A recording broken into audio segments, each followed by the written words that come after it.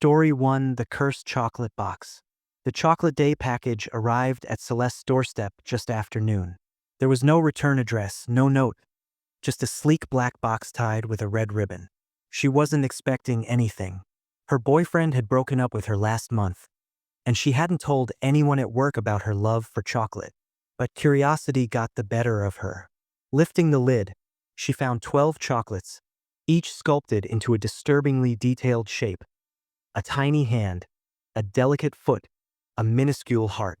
They were intricate, almost too realistic, but the rich scent of dark cocoa overpowered any unease.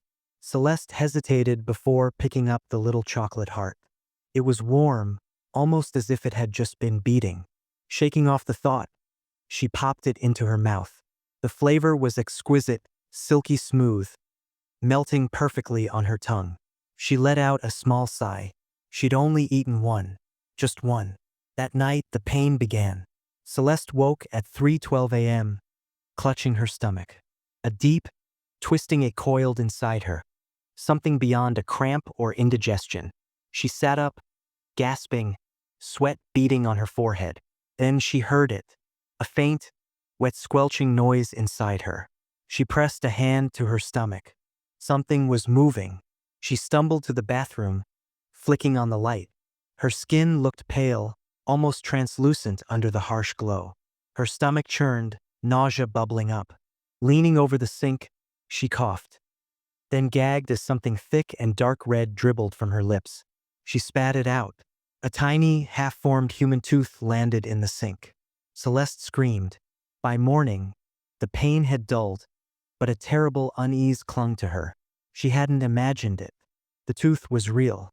Her first instinct was to throw the chocolate box away. But as she reached for it, she noticed something horrifying. There were still 12 chocolates inside. Her breath hitched. That wasn't possible. She'd eaten one last night. But there they were, 12 perfectly sculpted pieces, exactly as before. Her fingers trembled as she picked up the chocolate heart again. It was back. She hurled the entire box into the trash. Celeste spent the day trying to shake the unease. Work meetings blurred together, and every time she closed her eyes, she heard that awful squelching sound inside her. By the time she got home, exhaustion was crushing her. She threw her bag onto the couch, grabbed a water bottle, and turned toward the kitchen. The black chocolate box was sitting on her counter. Celeste's breath hitched. No, she had thrown it away. Her hands trembled as she untied the ribbon again, barely breathing as she lifted the lid. 12 chocolates. This time, she didn't just see them. She felt them. The little hand twitched. The tiny heart pulsed. The miniature lips curled into a grotesque smile. Celeste screamed, slamming the lid shut. She grabbed her phone, dialing the first number that came to mind. It rang twice before a man's voice answered. Antoine's confectionery. How can I help you? Her heart nearly stopped. That name, she'd heard it before. Scrambling, she searched the back of the chocolate box. Handcrafted by Antoine's Confectionery, EST 1894. Yes, she said quickly. I need to know about your chocolates. I received a box, but something is... A sharp laugh cut her off. We haven't made chocolates in over 60 years. Celeste froze. But I have a box here. It has your name, Miss. The voice said, suddenly serious. Where did you get it? I don't know, she whispered. It just arrived. Silence. Then, in a near whisper, you need to get rid of it. Now. I tried. Keeps coming back. Another pause. Then, very slowly, he said, don't eat any more. A sick dread crawled up her spine. Why? Because each one you eat. The man inhaled shakily. It takes something from you. Celeste didn't sleep. She sat curled on her couch, the chocolate box untouched in front of her. It was nearly dawn when she decided. She had to end this. She grabbed her coat and the cursed chocolates, heading straight for the woods behind her building. If she burned them, maybe... The first bite came before she even realized what she was doing. Celeste's eyes widened in horror. She hadn't meant to eat it. She had just reached down, picked one up, placed it in her mouth. The tiny foot. The moment it melted on her tongue, A searing pain shot through her leg. Celeste collapsed onto the dirt, screaming. She tried to move her left foot, but it was gone. Her boot lay empty. Her ankle ended in smooth, unbroken skin, as if her foot had never existed. A shrill, inhuman giggling filled the air. Celeste's eyes snapped to the box. The chocolates had changed. The tiny foot was missing, but a new chocolate had appeared. A miniature version of her own foot. She barely had time to process it before her fingers twitched against her will. Her hand lunged toward another chocolate. Celeste fought, screamed, tried to stop, but her body was no longer hers. She had eaten too. She was no longer in control. As her own hand reached for another chocolate, she let out a final, choked sob. The chocolates would always remain 12. And soon someone else would receive the box. Just like she had.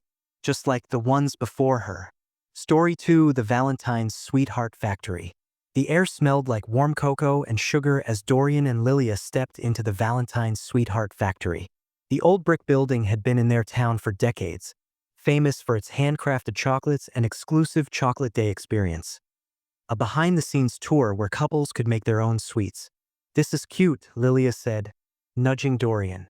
"Better than last year's failed dinner reservation." "Huh?" Dorian chuckled. "Hey, I thought you liked drive-through burgers in a tux." A woman in a red uniform approached them with a wide, too wide smile. Her name tag read Madame Thorne. "Welcome, sweethearts," she purred. "Follow me. We have a very special experience for you today."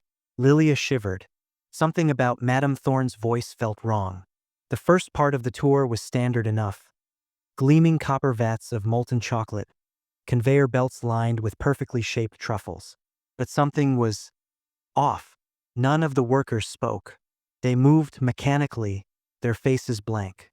"Why does everyone look like that?" Lilia whispered. Dorian frowned. "Yeah, kinda creepy." A worker walked past them, carrying a tray of heart-shaped chocolates. Lilia's breath caught. The hearts weren't smooth like normal candy. They had veins. She grabbed Dorian's arm. "That chocolate. It looked real." Dorian laughed nervously. "Relax, babe. Just really detailed craftsmanship, right?" Madame Thorne suddenly appeared behind them. "Would you like to make your own chocolates now?" Lilia hesitated, but Dorian grinned. "Let's do it." They were led into a dimly lit kitchen, where two golden molds shaped like human hearts sat on the counter. Madame Thorne handed them ladles. "Pour the chocolate in. It must be done by your own hands." Lilia dipped her ladle into the chocolate vat, then stopped. The chocolate was thick, too thick, and dark, almost reddish in color. Something inside her screamed, "Don't do it." Dorian, already pouring, smirked. "See? Easy." Madame Thorne's smile widened. "Now we wait." Lilia stared at her mold. The chocolate inside was pulsing, like a heartbeat. The kitchen door slammed shut. Lilia whirled around. "What the hell?" Madame Thorne stood motionless. "Now the final step." Dorian frowned. "Final step." She pointed to a huge metal grinder in the corner of the room. A worker wheeled in a tray covered with a white cloth. Something underneath was moving. With a sharp tug, the cloth was pulled away, revealing a person. A man, bound and gagged, eyes wild with terror. Lilia screamed. Dorian stumbled back. "What the F?" "The best chocolates require the richest essence of love," Madame Thorne said smoothly. "And there's no love stronger than one's own flesh and blood." Lilia's stomach turned. "You're insane." Madame Thorne tilted her head. "Oh, my dear. Don't you know where true artisan chocolate comes from?" The workers turned toward them, moving in unison. "Run."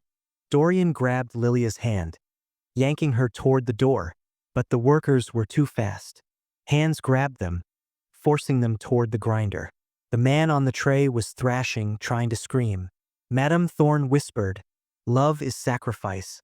The workers lifted the man, shoving him toward the grinder's spinning blades. Lilia squeezed her eyes shut, but she still heard the sickening crunch. Dorian fought hard, kicking one worker in the ribs. He grabbed a rolling pin from the counter and smashed it into another's face. But they didn't scream. They didn't bleed. Lilia's breath hitched. They're not real. The workers moved stiffly, their heads tilting at unnatural angles. Their skin looked wrong. Dorian, look at their faces.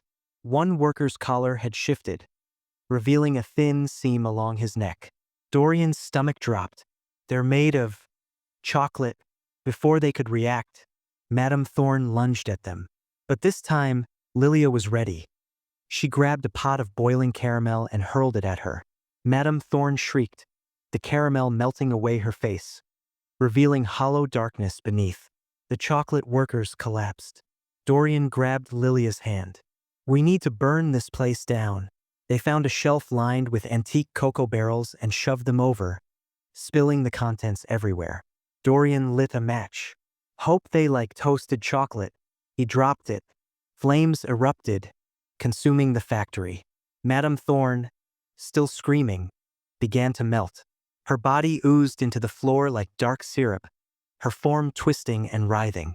As the fire spread, Dorian and Lilia ran, bursting out of the factory just as the roof collapsed. Smoke filled the air. The building crumbled, flames devouring everything. They stood there, panting, covered in soot. It's over, Dorian gasped. But Lilia wasn't so sure, because in the distance another factory sign was being raised. Coming soon, Madame Thorne's Sweetheart Chocolates. A new special recipe. Lilia's blood ran cold. It wasn't over. It was just beginning. Story 3: Chocolate of the Dead. The town of Blackridge was famous for two things: its freezing winters and its annual Chocolate Day festival. Every year, the chocolatier Matthew Moreau made a special batch of chocolates, giving them away for free. People lined up for hours, eager for a taste. This year, Renata Vale, a local journalist, was covering the event. She wasn't thrilled. Small-town chocolate festivals weren't exactly Pulitzer-worthy, but a job was a job. She watched as the townspeople eagerly unwrapped their chocolates and took their first bites. Their faces lit up with bliss. But by nightfall, the screaming began. Renata was woken by a frantic call from her editor. Something's happening, Renata. People are getting sick, violent sick. Get down to Main Street now. She threw on a coat and ran outside. The first thing she noticed was the silence. No festival laughter. No late-night music. Just an eerie, empty stillness. Then she saw them. People staggering through the streets, jerking unnaturally. Their skin a sickly shade of gray. Their eyes were milky white, their mouths smeared with dark chocolate. A woman was slamming her head against a lamppost, over and over, until bone cracked. A man was hunched over a body, gnawing at a hand. Renata's stomach twisted. This wasn't food poisoning. She ran toward the town square, heart hammering. A voice shrieked her name. Renata! Over here! She turned to see Harlan Greaves, the town's doctor, waving from behind a barricaded diner door.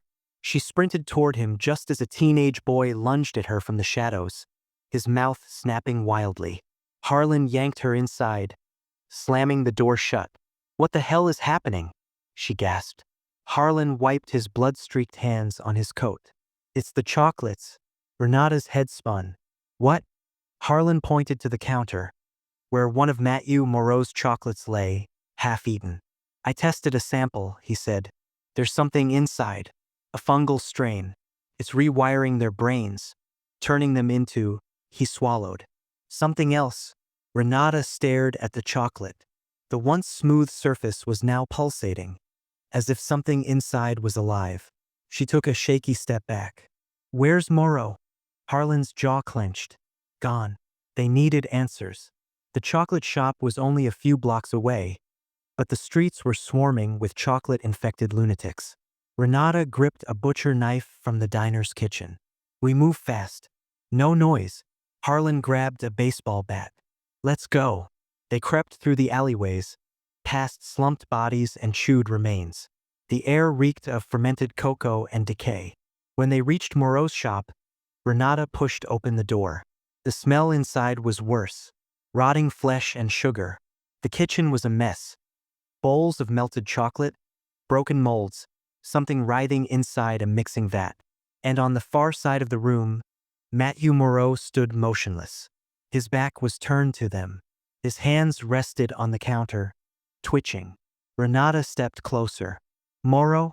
Slowly he turned. Renata's stomach lurched. His face was half melted. His skin darkened like burnt sugar. Thick, syrupy black liquid dripped from his mouth. His eyes were completely gone, replaced by pulsing, cocoa-colored fungal growths. I just wanted to make something irresistible, Moreau croaked. Harlan gagged. Jesus Christ. Moreau's lips curled into a horrific grin. And it worked. Then his jaw unhinged, and a mass of wriggling, chocolate-covered tendrils shot out toward them. Renata sliced through the tendrils with her knife, thick chocolate spraying onto her face. Harlan swung his bat, smashing Moreau's head against the counter. The chocolatier let out a guttural screech, clawing at his melting flesh. "Burn it!" Renata shouted.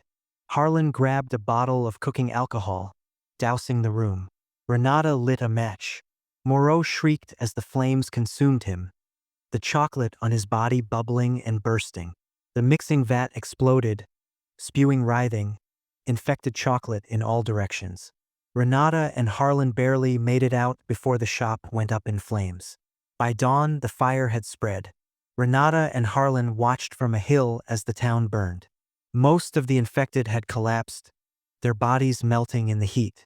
But some still twitched, their mouths moving as if still craving chocolate. The festival had become a graveyard. Harlan exhaled shakily.